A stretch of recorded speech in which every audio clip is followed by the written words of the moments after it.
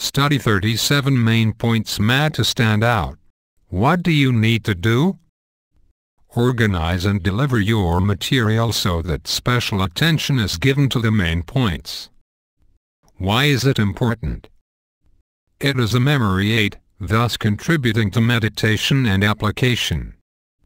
What are the main points of a talk? These are not simply interesting aspects that are briefly stated in passing. They are important ideas that are developed at length. They are the ideas that are crucial to achieving your objective. A key to making the main points stand out is your selecting and organizing of material wisely. Research for a talk frequently yields more information than can be used. How can you determine what to use? First, consider your audience. Are they largely unacquainted with your subject, or are they quite familiar with it? Do most of them agree with what the Bible says about it, or are some inclined to be skeptical?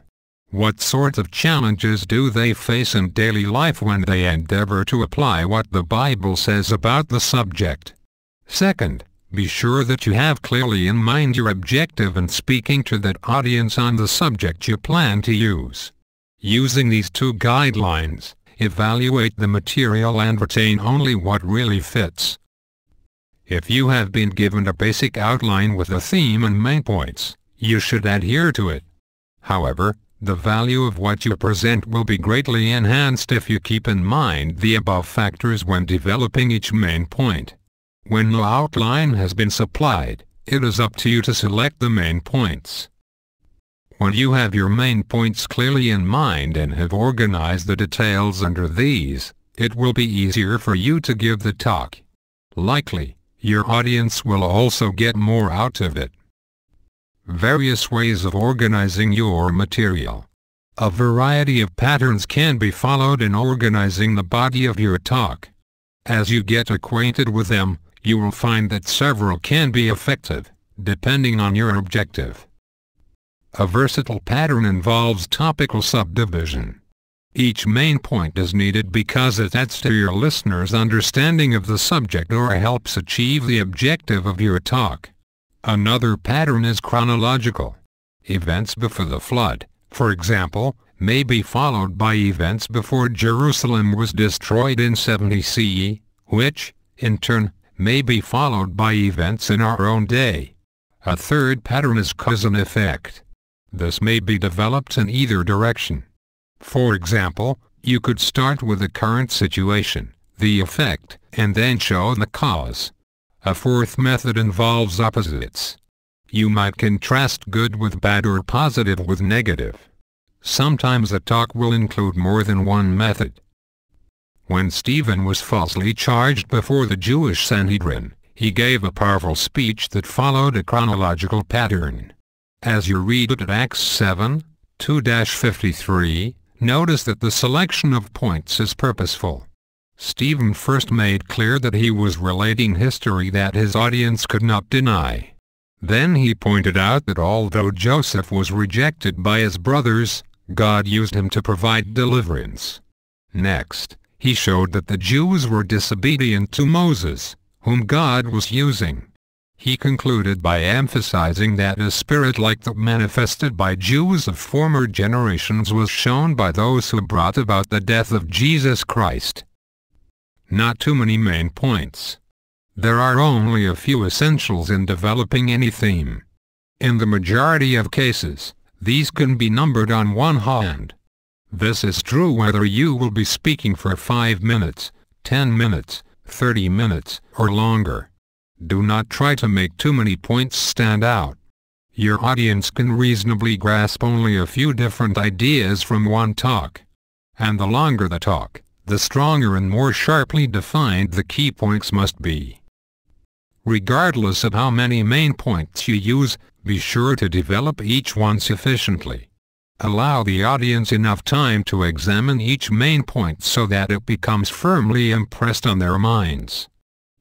Your talk should give an impression of simplicity. This does not always depend on the amount of material presented. If your thoughts are clearly grouped under just a few main headings and you develop these one at a time, The talk will be easy to follow and hard to forget. Make your main points stand out. If your material is properly organized, it will not be difficult to reinforce the significance of your main points by means of your delivery. The principal way to make a main point stand out is to present points of proof, scriptures, and other material in such a manner that these focus attention on the main idea and amplify it. All secondary points should clarify, prove, or amplify the main point. Do not add irrelevant ideas just because they are interesting. As you develop secondary points, show clearly their connection with the main point that they support. Do not leave it to the audience to figure out. The connection can be shown by repeating keywords that express the main thought or by repeating the gist of the main point itself from time to time. Some speakers highlight the main points by numbering them.